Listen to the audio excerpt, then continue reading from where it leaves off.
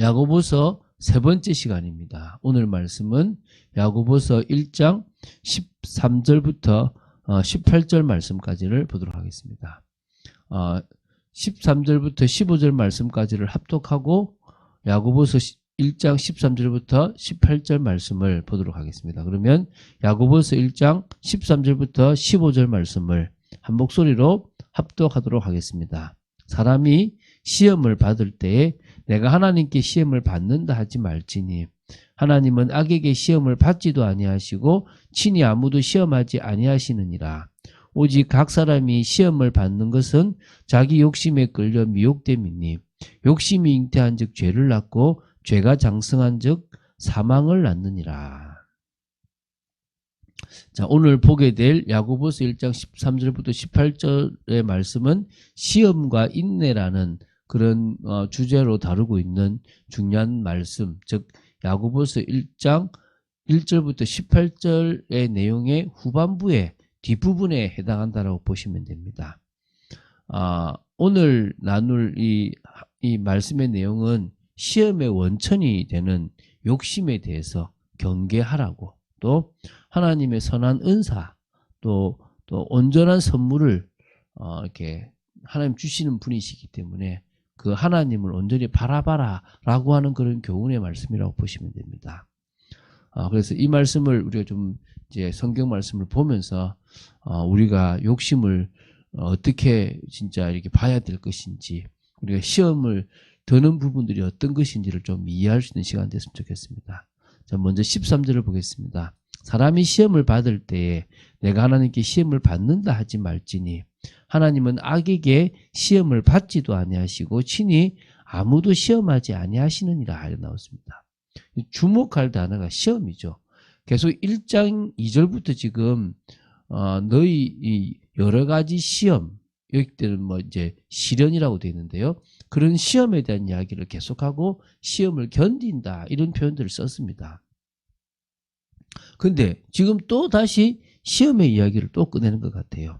그래서 이 시험이라는 부분이 뭔지를 조금 우리가 전체적으로 이야기했죠.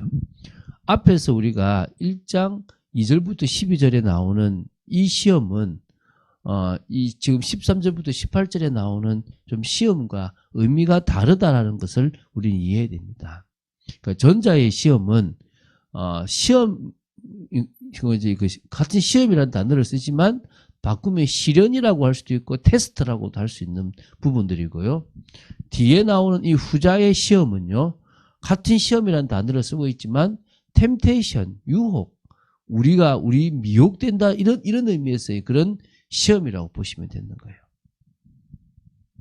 그래서 뭐 원어로 본다 그러면 이 야고보서 1장 2절에 있는 시험의 단어는요, 페이라스모스라는 그런 단어를 써요. 이것은 하나님이 그의 백성을 연단하기 위해서 시련이라는 그런 의미로 사용되는 그런 단어로 보시면 됩니다. 그런데 이제 1장 13절에 나오는 그런 그 시험이라는 단어는 뭐냐면 페이라조 에노스라고 이렇게 나와요. 이거는 페이라조라는 단어가 있는데 이건 인간의 욕심으로 죄를 지으려고 하는 그런 유혹이라는 의미로 사용될 때 이 단어를 쓴다고 보시면 돼요. 그래서 이게 지금 13절을 보면 조금 압니다. 하나님은 악에게 시험을 받지도 아니하시고 친히 아무도 시험하지 아니하신다라고 얘기합니다. 그런데 여러분 구약 성경을 보면 하나님은 인간을 직접 시험, 테스트 하신 때가 있다는 거예요. 아브라함에게 이삭을 바치라고 하면서 시험하셨다 그러고요. 또 하나님이 이스라엘 백성을 시험하신다 그랬어요. 이런 단어들이 성경 곳곳에 있다는 거예요. 이건 뭐죠? 테스트라고 보시면 됩니다. 정말 네가 나를 경외하는 줄 내가 보고 싶다. 내가 너희들을 테스트한다. 이런 의미들이 있습니다. 그런데 지금 이런 단어와 오늘 우리가 하나님은 누구에게도 시험을 받지도 않고 시험을 하지도 않는다는 것은 충돌해 보이지만 다른 의미라고 보시면 되는 겁니다. 다시 말하면 여기서 말하는 시험은 그의 백성의 믿음을 성숙시키기 위해서 인내하는 사람으로 만드시기 위해서 테스트가 있는 그런 시험이고 또 그렇기 때문에 뭡니까? 말 그대로 그 시련이라는 부분들을 허락하시면서 더 연단하고 진짜 소망만을 바라보게 만드는 이 세상의 것에 미련을 버리게 만드는 그런 부분이라고 보시면 됩니다. 이런 의미에서 죄에 빠지게 하는 유혹으로서의 시험은 아니라는 것입니다. 이 죄에 빠지게 만드는 이 유혹으로서의 시험은 사실 마귀가 주는 거라고 보시면 됩니다. 마태복음 4장에 보면 마귀가 예수님을 시험하잖아요. 배가 고픈 예수님을 음식으로 시험하고 또 자기의 명예를 시험하고 어떤 세상 권력을 가지고 시험하기도 하지 않습니까? 특히 예수님은 그 당시 죄의 본성이 없었기 때문에 정말 넘어질 수도 있고 넘어지지 않을 수도 있었는데 넘어지지 않아서 참 감사하죠. 그런데 우리는 죄의 본성이 있으니까 그런 마귀의 유혹을 우리의 힘으로는 절대 이길 수가 없다는 것입니다. 그래서 14절에 이렇게 나옵니다. 오직 각 사람이 시험을 받는 것은 자기 욕심에 끌려 미혹됩니다. 자기 욕심에 끌려 미혹된다는 것은 그 배후에 이 마귀가 있다는 거예요. 마귀가 인간이 가장 추구하고 싶은 그 욕심이라는 그 탐욕, 그 죄의 본성을 가지고 건드려 오기 때문에 자신도 모르게 그 욕심에 끌려서 미혹되는 인생을 살아간다는 거예요. 그런데 문제는요. 분명히 자기가 그 깊은 곳에 가만히 보면 자기 욕심에 이끌려서 갔어요. 자기 욕심에 이끌려서 그걸 선택했다니까요. 그런데 어떤 핑계를 내냐면요. 이 자신에게 발생한 시험의 책임을 하나님께 돌리는 경우가 있다니까요. 그래서 자기는 그 책임을 회피하려고 하는 모습들이 성경 곳곳에 나와요. 저 여자가 나는 사실은 안 하려고 그랬는데 이렇게. 근데 결국 선택을 누가 했죠? 자기가 했어요. 죄라는 것은요. 내가 선택했기 때문에 되는 거예요.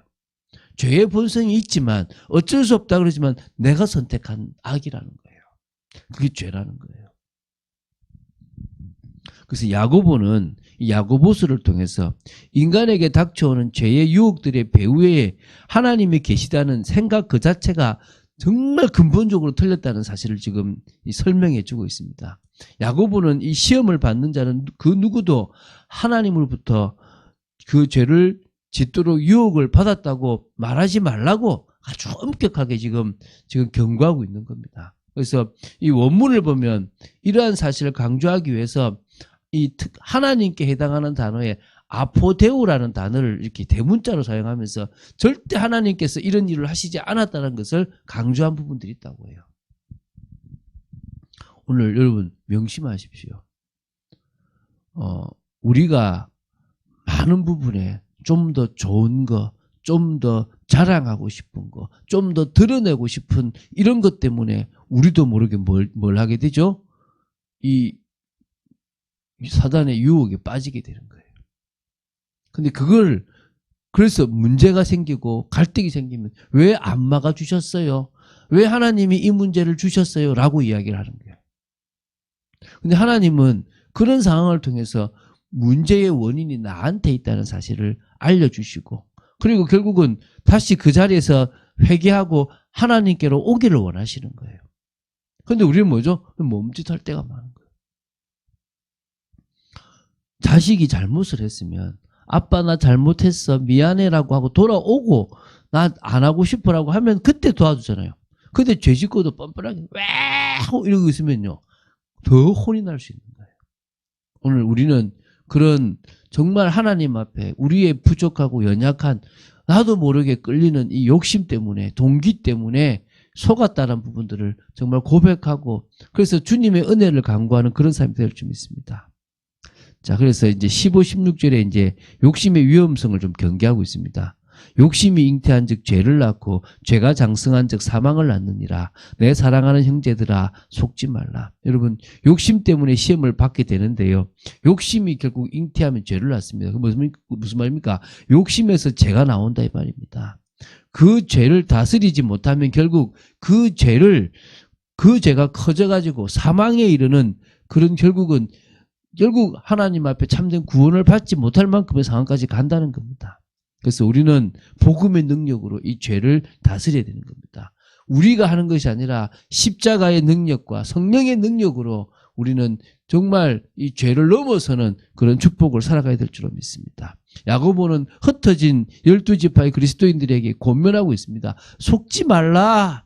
인간의 유혹에 빠질 때 자신의 책임을 하나님께 전가시키며 자신 스스로에게 속아 넘어가는 어리석음을 범하지 말라. 이렇게 강하게 권면하고 있습니다. 이제 끝으로 이제 17절, 18절에서는요, 하나님께서 성도들에게 좋은 은사와 선물을 주시는 분임을 밝히고 있어요. 그래서 성도들이 유혹에 빠지지 않기를 하나님은 원하시고, 그럴 수 있는 모든 것들을 주셨다라는 것을 이야기하고 있다는 겁니다. 온갖 좋은 은사와 온전한 선물이 다 위로부터 빛들의 아버지께로부터 내려오나니 그는 변함도 없으시고 회전하는 그림자도 없으시니라. 그가 그 피조물 중에 우리로 한 첫 열매가 되게 하시려고 자기의 뜻을 따라 진리의 말씀을 우리를 낳으셨느니라. 여러분, 우리가 원하는 것들은 욕심이고 결국 우리를 실패시키는 겁니다. 하나님은 우리에게 때를 따라 좋은 은혜를 주시는데 온갖 좋은 은사를 부어주시고 온전한 선물들을 주시는데 어디서부터입니까? 위로부터 와요. 그것도 빛들의 아버지께로부터 내려옵니다. 빛들의 아버지, 이 빛의 자녀들의 그 아버지 되시는 그 하나님이 우리에게 주시는 분이라는 겁니다. 그분은 변함도 없어요. 신실하시게 그 자리에 계시고, 그래도 회전하는 그림자도 없을 만큼 빛이시고, 또 뭡니까? 그 정도로 변함이 없다는 것입니다. 그가 그 피조물 중에 우리를 한 첫 열매가 되게 하시려고, 피조물 중에서 가장 중요한 존재가 되게 하시려고 자기의 뜻을 따라서 진리의 말씀 우리를 낳았어요. 그 과정 속에 고난이 있고 그 과정 속에 시련도 있지만 결국 우리가 믿음으로 인내해서 하나님의 그 영광, 생명의 면류관을 받는 자리에 들어가면 되는 겁니다. 자, 잘 생각해 보십시오. 지금 여러분들의 모습들을 쭉 보세요. 어떤 문제가 심각하게 커져 있을 겁니다. 근데 그 문제를 한번 잘 살아보면 그 배후에 여러분이 채우지 못한 것을 채우려고 했던 모습들이 있을 수 있어요. 아, 이거는 욕심이구나. 이 욕심에 미혹되어서 내가 시험을 받고 있구나 라고 생각해야 되는 거예요. 그럼 뭐 하면 됩니까? 회개하는 거죠. 하나님, 이 부분의 잘못은 저입니다. 또 제가 마귀에게 속았습니다. 그런 저를 사랑하시고 그런 저에게 좋은 은사를, 온갖 좋은 은사를 또 온전한 선물을 주심을 감사합니다. 이제 주님이 저를 낳으시고 저를 온전한 사람으로 만드시기를 원하심을 압니다. 성령의 능력 속으로 들어갑니다. 라고 고백하면 되는 거예요. 오늘 그런 축복의 여러분 되시기를. 그래서 정말 오히려 이제는 우리 속에 여러 욕심들을 뛰어넘어서 정말 하나님의 원하시는 그런 믿음의 사람, 생명의 면류관을 받을 수밖에 없는 사람으로 서게 되기를 주 예수 그리스도 이름으로 축원드립니다. 주는 그리스도시요 살아계신 하나님의 아들이심을 고백합니다. 한 주간 동안 우리가 주님과의 관계 속에서 막힘이 되는 이런 욕심까지, 시험까지 보게 되었습니다. 더 깊이 하나님의 은혜를 누리는 저희들로 서게 하여 주시옵소서. 주 예수 그리스도 이름으로 기도드립니다. 아멘.